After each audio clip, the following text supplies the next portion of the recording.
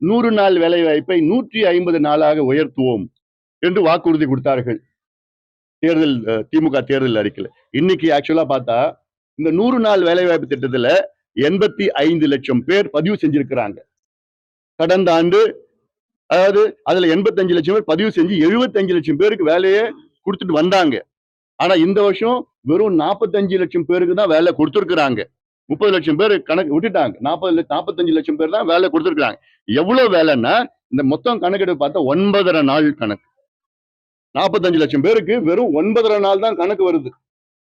ஆக இவங்க 100 நாள்ல இருந்து 150 நாள் நாங்க கொடுப்போம்னு ஒரு பொய்யான வாக்குறுதி கொடுத்த திமுக நிச்சயமா இதெல்லாம் ஒவ்வொன்றாக என்னால எல்லாம் நிரூபிக்க முடியும். இதெல்லாம் சும்மா நான் பொய் சொல்லல. ஸ்டாட்டிஸ்டிக்ஸோட இருக்குது.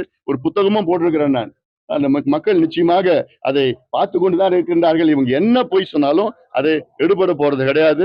அதனால இதெல்லாம் மக்களுக்கு சொல்ல கடமைப்பட்டிருக்கின்றேன். நன்றி நன்றி நன்றி. கடந்த வாரம் எடப்பாடியார் வந்தப்ப இந்த குருக்கள் எல்லாம் மிரட்டப்பட்டிருக்காங்க சார். எம்பிசி பட்டியல சேர்க்க சொல்லி மிரட்டப்பட்டிருக்காங்க. இப்ப நீங்களும் மனு கேட்டிருக்கீங்க. மனு கேட்டதுக்கு உங்களோட மனு கொடுத்ததுனால குருக்கள் மிரட்டத்துக்கு வாய்ப்பு இருக்கு. என்ன சார் சொல்றீங்க? நாங்க அவங்களுக்கு ஆதரவு கொடுப்போம். நாங்க பாத்துக்க போறோம். இது ஜாதி பிரச்சனையோ மத பிரச்சனை கிடையாது. இது சமூக நீதி பிரச்சனை. சமூக நீதி பிரச்சனைக்கு யார் குரல் கொடுத்தாலும் நாங்க அவங்க கூட இருப்போம். கூட இருந்து நாங்க போராடுவோம். செய்திகளை உடனுக்குடன் தெரிந்து கொள்ள கீழ்கண்ட கேபிள் மற்றும் டிடிஹெச் நெட்வொர்க்குகளில் எம்நாடு செய்தி தொலைக்காட்சியை காணுங்கள்.